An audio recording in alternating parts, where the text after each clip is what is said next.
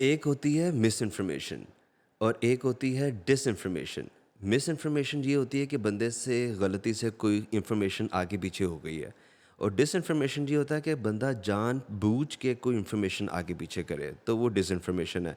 मगर कल रात जो इंडिया कर रहा था अपनी मीडिया पे, वो ना मिस इन्फॉर्मेशन है ना वो डिस इन्फॉर्मेशन है। और आप यकीन माने कि मीडिया में अभी ऐसा कोई लफ्ज़ नहीं बना जो अहाता कर सके जो कल इंडियन मैस मीडिया कर रहा था अपनी आवाम के साथ। जो इंडिया कल कर रहा था वो आप इंग्लिश लिटरेचर की ज़ुबान में क्रिएटिव राइटिंग कह सकते हैं। वो जर्नलिज़म नहीं था। वो ऐसा था कि आप क्लास 5 के बच्चे को पेन और पेपर दे दें और कहें कि इंडिया ने पाकिस्तान पे हमला कर दिया, तो आपने इसके ऊपर ऐसे लिखना है।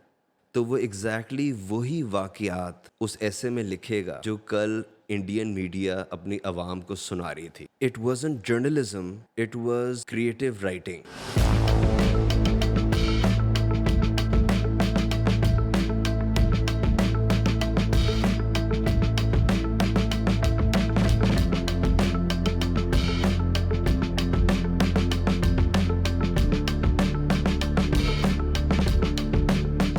कल रात यानी 8 और 9 की रात को भारत खबर और ख्वाहिश के बीच में तमीज़ करना बिल्कुल भूल गया था।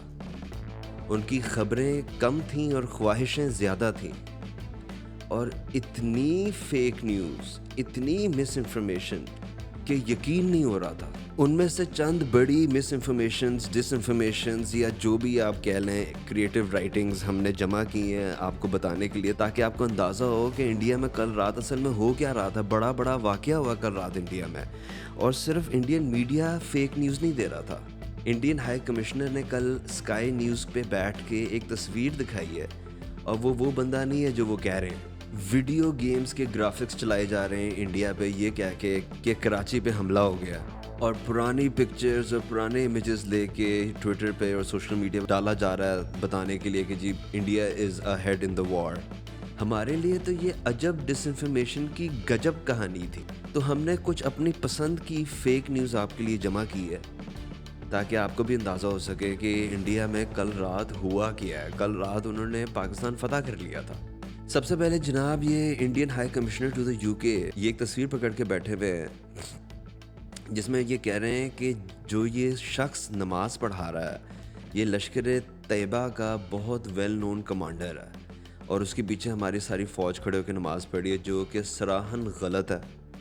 ये वहाँ के बहुत मशहूर मौलवी साहब हैं, ये वो नहीं है जो आप समझ रहे हैं। ये मौलवी मसूद अज़हर के भाई नहीं हैं, ये एक और साहब हैं। इनका नाम भी अब्दुल रऊफ़ है, मगर इनका नाम अब्दुल रऊफ़ अज़हर नहीं है। ये वहाँ के रिनाउंड मजहबी शख्सियत हैं, सब लोग वहाँ पे उनको जानते हैं लोकली। ये अब्दुल रऊफ़ अज़हर नहीं है, मसूद अज़हर के भाई। नंबर 1। नंबर 2, मैं आपको दिखाना चाहता हूँ DGISPR साहब की AI generated video Indian cyber space में राउंड्स कर रही थी, जिसमें वो ये कह रहे थे कि आप सुने खुद क्या कह रहे थे वो। We regret to confirm that 2 JF-17 aircraft were lost during active duty. ये नुकसान हमारे लिए सिर्फ नंबर्स नहीं, एक जज्बाती धक्का है। We regret to confirm that 2 JF-17 aircraft were lost during active duty. एक तो आप ज़रा इनका एक्सेंट सुने भाई पाकिस्तानियों का इस तरह का एक्सेंट नहीं होता यार, एक बात। दूसरी बात, आप सुने कि वो क्या कह रहे हैं। वो ये कह रहे हैं कि JF-17 जो है ना वो गिर गए हैं और हमें बड़ा नुकसान हुआ है, हमें मोरली बड़ा नुकसान हुआ है। ये नुकसान हमारे लिए सिर्फ नंबर्स नहीं, एक जज्बाती धक्का है। तीसरी बड़ी खबर ये थी कि इंडिया टुडे ने रिपोर्ट किया कि कराची पे इंडियन आर्मी ने अटैक कर दिया।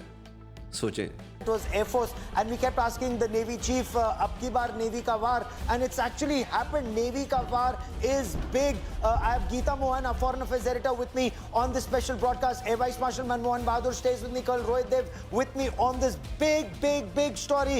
Air Vice Marshal Manmohan Bahadur, your military analysis on Indian Navy striking Karachi. What do you make of this, sir? यहाँ पे हमारे कराची में भाई आराम से बैठ के समंदर के किनारे चाय पी रहे थे और तफरी कर रहे थे, और उनको लग रहा था कि कराची पे अटैक हो गया। जब इंडिया टुडे ने ये खबर दी तो आज तक उससे बढ़ के आया। वो कहता है कि पूरी कासिम पोर्ट तबाह हो गई है। उसके वो मनाजिर भी दिखाने की कोशिश की उन्होंने टीवी पे। सोचें, ऑपरेशन सिंदूर का पार्ट 2 में पाकिस्तान का कराची पोर्ट को पूरी तरीके से तबाह। कासिम पोर्ट को तुम कैसे तबाह कर सकते हो यार? कासिम पोर्ट को हम सब ने मिलकर तबाह करने की कोशिश की है, तब नहीं हुआ। आप कैसे करेंगे कासिम पोर्ट को तबाह? फिर कुछ देर बाद जी न्यूज़ ने देखा कि जनाब वहाँ कासिम पोर्ट में हमला हो गया, तो आगे क्या हो सकता है। तो जी न्यूज़ ने खबर ब्रेक की कि इस्लामाबाद पे कब्जा हो गया। बात को लेकर भी आ रही है। इस्लामाबाद में कितनी जगह पर इस वक्त ब्लास्ट की खबरें हैं ना?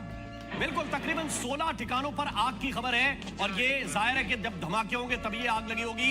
16 ठिकानों पर। इस्लामाबाद पाकिस्तान की राजधानी है और कहा जाता है कि सबसे सुरक्षित इलाका है उनके लिहाज से, लेकिन 16 ठिकानों पर इस वक्त आग लगने की खबर है। आप इंडियन ऑडियंस बन के सोचें कि आप वहाँ बैठे हुए इंडिया में, आप टीवी में देख रहे हैं कि पाकिस्तान के कैपिटल पे कब्जा हो गया है।